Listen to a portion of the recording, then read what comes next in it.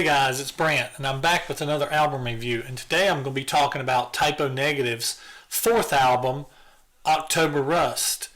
So, I really love this album, so I just want to go ahead and get right into it. So, let's get right into the review. Alright, so we're going to get into the songs about the album, and I've got Brittney back with me. If you haven't seen her, she was in the previous video that I did for Typo Negative. We reviewed Bloody Kisses. Which you should watch when you get a chance. No pressure. You should watch. Very good album, and we both liked it a whole lot. And so we wanted to, since Brittney is a huge Typo Negative fan, and this is my oldest daughter, if you haven't watched the other video, and she's pretty much been a Typo Negative fan for pretty much her whole life because she grew up listening to me playing Typo Negative. So we're going to go ahead and get into it. That's what everybody wants us to do. They're going to just review the songs already. So we're going to start off the album. But this one starts off with, it sounds like one of your speaker wires has come loose and it's a buzz. And it just buzzes at you for, a good 30 seconds or so. I think they did that on purpose. And so they definitely did it on purpose. And then it goes into, which is really cool, it goes into this, it's called No Title, October Rust Track 2, Spoken. And basically it's Peter starting off and he's like, yeah, I hope you enjoyed a little joke there. This is Peter. And, they all introduce themselves and they talk about how they spent a few months, getting high, working on the album. And it's so funny because if you listen, you hear the other band members start making sounds in the background. One of them's going like, oh, and the other one's going clucking like a chicken, and you can tell these guys just enjoyed being around each other making music, and they did it so well, and they put so much care into it and everything. So,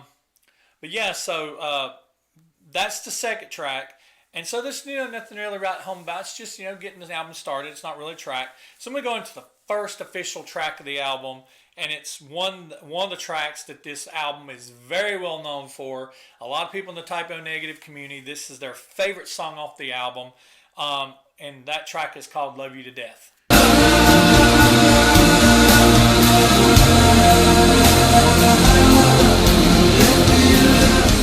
"Love You to Death" to me it's the best way to start this album. They kind of set the mood with what this album's going to be about. I mean, this album's about a lot of pain. It's about loss, and "Let Me Love You to Death." I mean, it starts off just beautiful with a little violin and piano, and the first opening notes are violin, and that piano comes in. It's kind of soft in her place, 100 candles burning, and then the guitar kicks in. And then the guitar kicks in, and it goes through so many. My favorite part is towards the end when it does the whole. Oh yeah. Am I good enough for you? Like, am I? Yeah, am I? Yeah. I mean, awesome song. I love You to Death. There's 11 rateable songs on here if you want to stack them up. And Love You to Death would probably be, Love You to Death's in my top 5.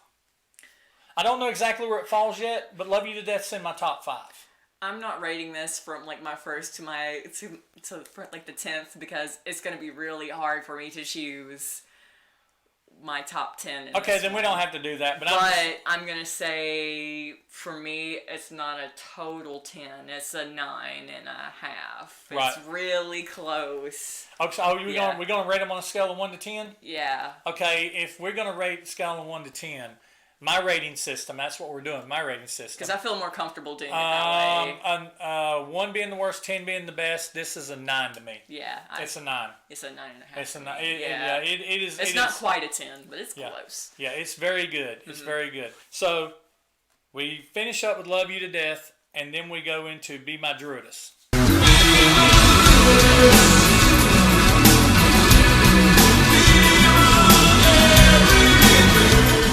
Now, Me and My Druidess, it just starts off with that awesome bass lick with all that distortion on it. That and then and then those drums kick in. And then that Be My Druidess. I mean, it's just like huge. Be my everything. It's just for a guy that can sing so low and then sing so high. There's actually a YouTube video on YouTube of his voice range. He's just got like a huge vocal range. But yeah, if you haven't never seen that video, just go on YouTube and search Peter Steele vocal range or Peter Steele voice range, and you can find it. But so Be My Druidess, I really like Be My Druidess, but I'm probably going to give Be My Druidess somewhere around, there's parts of it I really like more than others. Like, I like the part where everything stops and he's like, I'll do anything to make you come. It's like, yeah.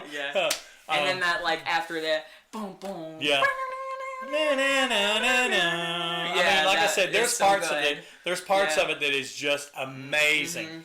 But I'd still probably say if I gave, if I'm going to stack them against each other, if I gave Love You to Death a 9, I'd probably have to give Be My Druidess probably a 8.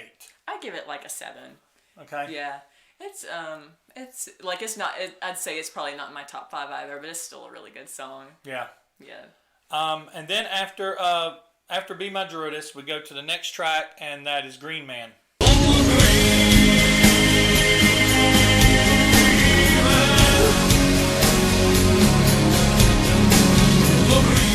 Now, Green Man, to me, I really like the song. I like, once again, it's got all these different elements to it and everything.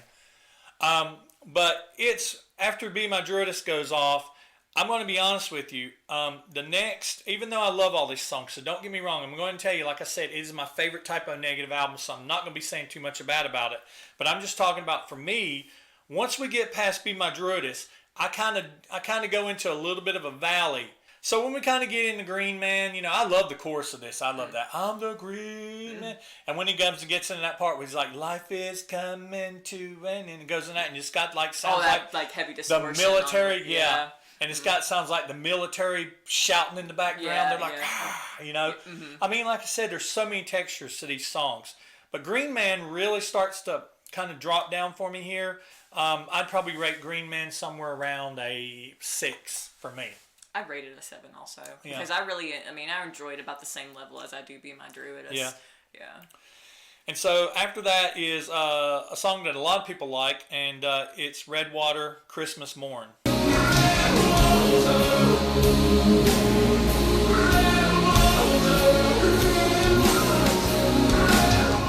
Now, Redwater, Christmas Morn, it has one of these the sound of this is just, it sounds like they're playing it in a church or it's the sound of this is so huge. It's just a huge sound.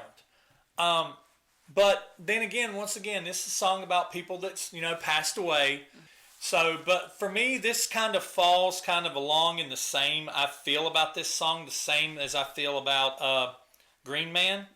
So, so this song falls for me, it falls to about a 6 also. So what do you think? I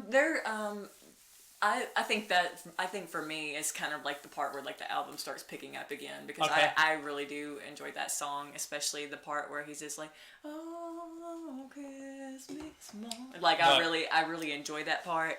I would give it an 8. I like this song a whole lot. Okay. The next song after Christmas Morn is My Girlfriend's Girlfriend.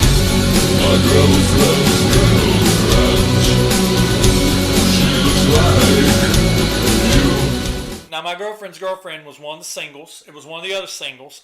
It was, and I'm going to have to go ahead and admit it here because I know a lot of people, and don't give me too much shit, but this is probably my least favorite song on the album. Yeah, I'm the same. It's my least favorite song on the album because it has that, hey, we're trying to write it a commercially acceptable hit. And there's a lot of stuff I don't like about it. I don't like the melody of it. I don't like that. There's a breakdown, like, where that does that bass. It's like do do do do do do do. That's probably my favorite part of the song. But other than that, it doesn't really have a lot of depth to it. I kind of really, it's very simple. It's probably the low point on the album for me. So I would probably say that, but I don't skip it. But I will say that I tolerate it. So it probably puts it. It's probably going to be the lowest scoring album for me. So it's probably going to be like and I hate to say this, probably going to be like a 4 on my album, because I don't hate it. I don't detest it, because there are a lot of things about it that I like. but it is definitely my least favorite song on the album. So what about you? Yeah, I was gonna say for me it would probably be at 5. Yeah. Yeah, but because I can think of a whole lot of songs that I hate a whole lot more than that one, and it's not, like I said, all the songs on this album are great. There's not a skippable one on there for me, and a 5 to me is still like a good score. You know, anything past that point is something that I'm probably not interested in listening in. You know, Yeah. that's probably like my absolute lowest for something that I would consider listening to. Right. But yes, I still like it. It's just, to me, there's not a whole lot of depth to it like the other songs, and I think that's why I don't appreciate it as much as the rest of them on the album. Right. But since I suffered through My Girlfriend's Girlfriend, I get to listen to the next track, Die With Me.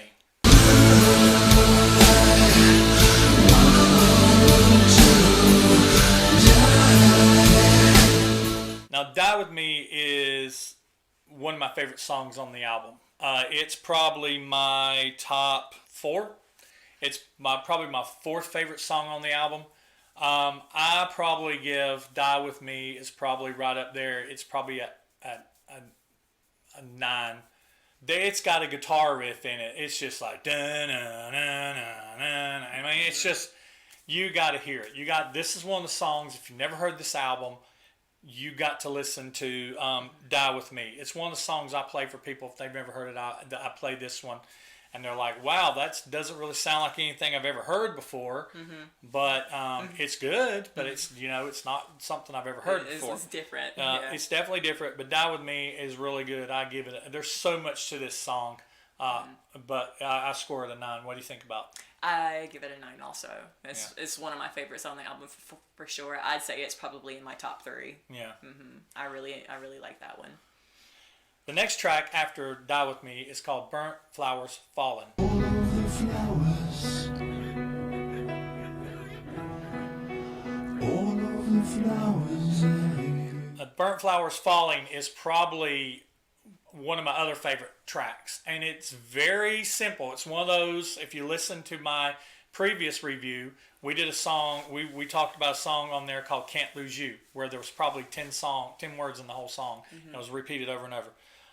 Burnt Flowers Falling is one of those songs where he doesn't say too much, but yet by not saying too much, he conveys so much. And he does that. This is one of those songs, it's like, it rolls around in waves, and they build on it each time, and then it gets to a part at the very end where it kind of stops and everything, and it goes in this quiet part, and he says, all the flowers I gave her, she burned them. I mean, it's just, and then it stops, and then it kicks back in again, and it goes through it again, but then when it comes to that part that time, we were talking about this off camera, it hits that, dun, dun, dun, dun, dun, dun.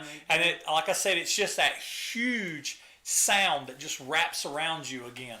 And it's just amazing. This is one of those songs, it's like it reaches into me and like wants to pull part of me out.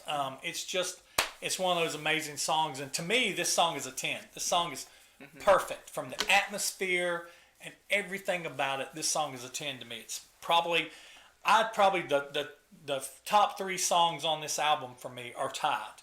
They're like a 3-way tie. They all have a 10. They're all going to have a 10. And so, Burnt Flowers Fallen.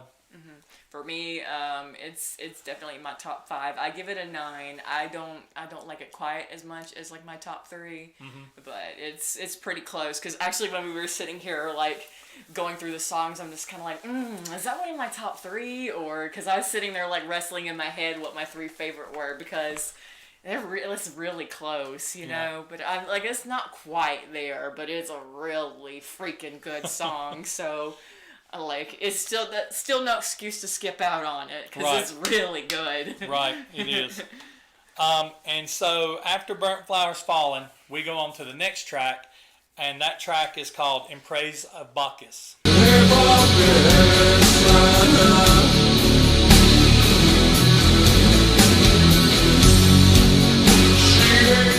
Now, In Praise of Bacchus, I'm going to go ahead and say, is my favorite song on the album. There is nothing that I can find fault with on this song. It's one of those songs that I can understand exactly where he's coming from, having lost, when you lose somebody, and if you lose them in a very bad way. And Bacchus is I believe he's the god of wine, and so he's basically saying, "Hey Bacchus," it's one of those songs where he says very little and says it very simple, but the chorus is basically, "Hey Bacchus, she hates me," and he repeats that, and then he goes into this. You need to, if you listen to this song, you need to find somewhere where you can read the lyrics, because he has a distortion. He has a distortion on his voice, and he's also speaking with an accent in it. He rolls a lot of his R's, and Peter's known to do that. He almost sounds like, I've heard people go, "Oh, when Dracula starts singing," because he rolls a lot of his R's and stuff like that. He does a lot of that on Bloody Kisses. But when he gets to the part of this, when he gets to the end of it, and he's just saying, she hates me, and everything, and it's just, it's that good to me. So it's a 10 for me also. It's like I said, it's just like Burnt Flowers Falling to me. They're right there together with each other. This is my second favorite on this album, so I'm gonna give it a 10 too. Like it's really, really good just from beginning to end. I don't have any complaints about it. It's just there's a lot of heart into it. There's changing parts of it, and it just like always keeps you on your toes, and it's just so well put together. It's a really cool song, and it's definitely. My number one is coming up, but I'm gonna go ahead and say that this one and that one also are getting 10s. Right. So after we get done with Praise of Bacchus, we're gonna go on to the next track, which is a cover of Neil Young's song, "Cinnamon Girl."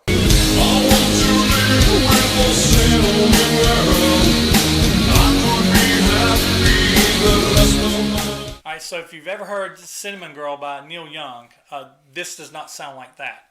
And it kind of starts off with the, it's got drums in it, real cool drums, and real cool drum beat, and then it goes into, "I wanna live with a cinnamon." I mean, he's lower. I mean, it's a faster song, but it's one of those songs that is definitely set for radio. And "Cinnamon Girl," I like it, but it's not my top 5. I probably give "Cinnamon Girl" about a 6 on my scale. It's one of the songs, like I said, I like all these songs. Well, it's actually more commercial sounding than "My Girlfriend's Girlfriend." But I still like it better. I still like it better than "My Girlfriend's Girlfriend." So that's how I feel about "Cinnamon Girl." What about you?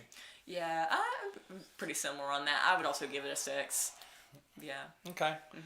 Now there's a song after "Cinnamon Girl" that's kind of like a musical interlude, and it is called, oh my gosh, me and you were looking at it earlier. It's like "The Glorious something Liberation Technotronic Republic of Vinland by the combined forces of the United States, United Territories of Europa." I mean, it's but basically it's a musical interlude that's kind of very similar to what you hear on Bloody Kisses. You don't hear those musical interludes as much on this album. It's almost like Josh decided to stick them at the very beginning of some of the songs. And it's like the few seconds of the song, you hear like some type of ambiance or some type of sound. Just really, really strong guitar riffs. And like sounds like an army chanting, and you hear like jets flying over and machine guns and bombs going off. Sounds like a war. It sounds like any war movie. Like something's going on in the United Territories of Europa. Right. But then it finishes up and it slips into the next track, "Wolf Moon."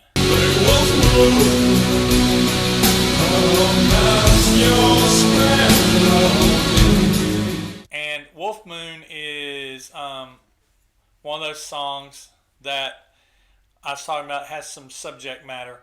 "Wolf Moon" is basically about a guy that likes to do oral sex on him, and this is not too uncomfortable saying this in front of you.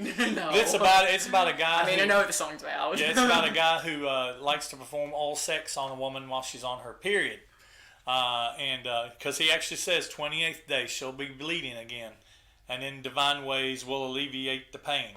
Unholy water. It's a good song. I mean, it's one of these songs that has an atmosphere to it. And I love the part with, I guess it's called the part at the end of it. There's a part where it gets into, it's like, it changes. And it's like, he does that, beware the wolves at night. I love that part. It is really good. Wolf Moon, I really like it. I scored an 8. Yeah, you need to quit reading my mind because I was going to say 8 too. Yeah. And then after Wolf Moon, you get to the last track on the album, and that's called Haunted.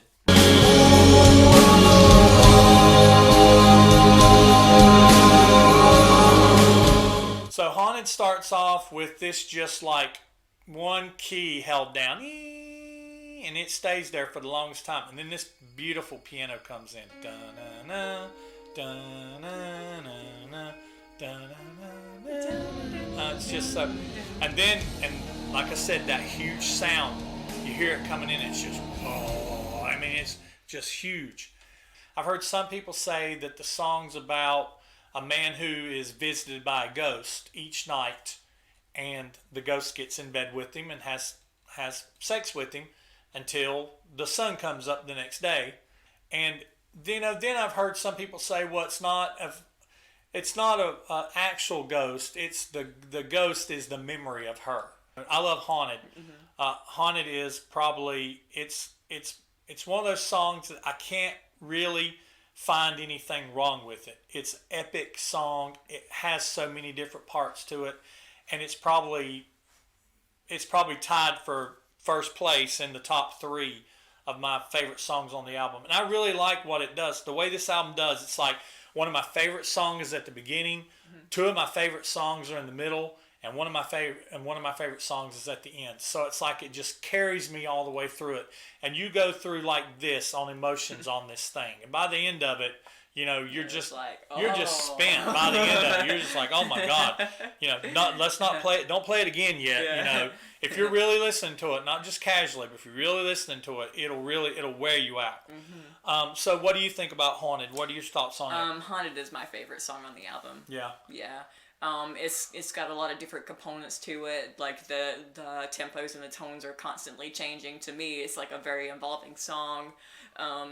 Everything still seems to fit together. I just really like the way that it's put together. I like the tone of it. I like the piano at the beginning. I like his like deep voice at the end of it. I like the lyrics. Like I love everything about it. So it is my top 1 on this album, and it's really hard to pick a top 1, but whenever I come to that one at the end, I just think it finishes it very well. So I think to me that's why it's one of my very favorites. Yeah. But and then the album ends off with another spoken track, and Haunted is one of those songs that just it cuts. It's like doing this thing, and it's like cut, and then Peter comes back in talking, and he's like, "Well, that's it. That's all we have. I hope it wasn't too disappointing." And I'm sitting here going, that was what Typo. That's just a classic. It's like they're taking a jab at themselves, because Typo Negative was known to be like a I guess self-deprecating. Yeah, self-deprecating band. It's like they always talk down about themselves. I think on the back of the Bloody Kisses album, there's a quote that says, "Don't mistake lack of talent for genius." Yeah. And I saw an interview one time, and they were talking to Peter, and they like, "What is it about your sounds?" And he's like, "We just cover shit. We just cover all of our shitty mistakes up with a lot of reverb." I mean, so he's like, we just throw reverb on the shit until it sounds good. And this is, like I said, this is one of my desert island albums. And I hate to say this, because I know my channel's largely Kiss, and I love Kiss. I've got more Kiss albums than I do Typo Negative albums, because Typo Negative albums are actually very difficult to find, and they're very expensive when you do find them. I've got CDs and stuff like that. But if somebody said, we're going to put you on a desert island and you can only take one album with you, it would be a Typo Negative album. It wouldn't be a Kiss album, I hate to say. Now, if I did take a Kiss album, it'd be that one right there behind Brittney. It'd be Kiss Alive 2. You know, because I really like that album, and I think that's the best era of Kiss. But I love this album. I can't say much about it. What about you? What's your closing thoughts on this record? I've liked this album for like a really long time, so to me it's just amazing that like I can listen to it over and over again and like it never gets old. I had to get a little bit of a refresher when we did our last Bloody Kisses episode because it had been a hot minute since I'd like listened to that album through and through. But with October Rust, like this is my homework album, you know, this is my driving to Greensboro to hit from Hickory album. This is like my like catering manager album. Like it doesn't matter how old I get or how old this album gets, like it will be in my day-to-day life. And I listen to a lot of different genres of music, but this is definitely like out of everything that I listen to, this is way up here. And I don't even listen to like a whole lot of 90s, you know, rock, grungy, like any type of that genre anymore, but this album always has a special place in my heart just because it's just so unique and it's really hard to find anything that sounds like it.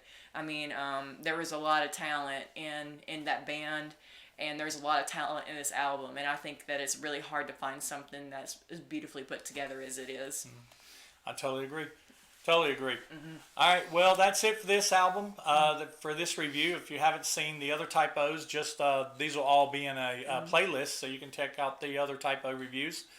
And if you haven't seen any of my other reviews, but feel free to check them out. They'll be at the end of this video. There's a couple links you can click on there. And if you have never subscribed to me before and you like what you see, click subscribe or give us a thumbs up. We really appreciate it. But then I'm going to get out of here. This is my daughter Brittney, and I'm Brant, and I'll see you next time. Thanks for watching. Bye. He like puts some ambionic and stuff like things. Ambionic? Ambionic, that's a baby, ain't it? Maybe. Ambionic Ambiance. fluid. He put some ambionic fluid. Don't put that ambionic in there. So let's get back to it.